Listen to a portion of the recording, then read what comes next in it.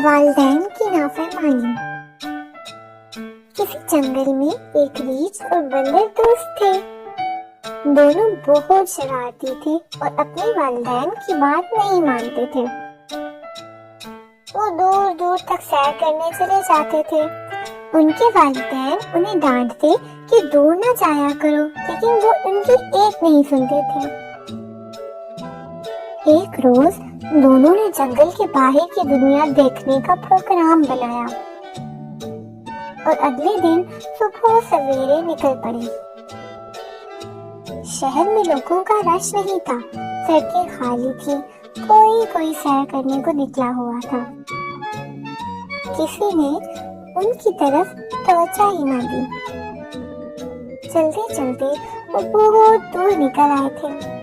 उन्हें वापसी का रास्ता ही भूल गया था। वो घबराहट में अंधाधुंध दौड़ते चले गए और अचानक एक चिड़ियाघर में पहुंच गए। अब रात काफी हो गई थी। यहाँ उन्हें जानवरों की आवाजें आई।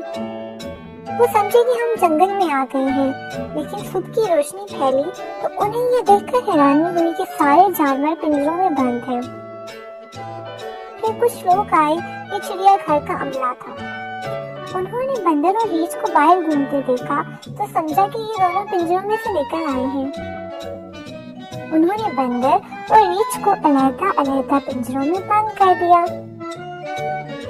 अब वो दोनों आपस में भी जुदा हो गए। बंदर एक कोने में ऊंची आवाज में रोने लगा। बाकी बंदर उसे समझा रहे थे कि अब क्या फायदा, तुम्हें पहले ही अपने माँ बाप का कहना मानना चाहिए था। बंदर और रीछ को अपने वालिदैन की नाफरमानी की सजा मिल चुकी थी। तो प्यारे बच्चों, इस कहानी से हमें ये सबक मिलता है कि अपने वालिदैन का कहना हमेशा मानना चाहिए।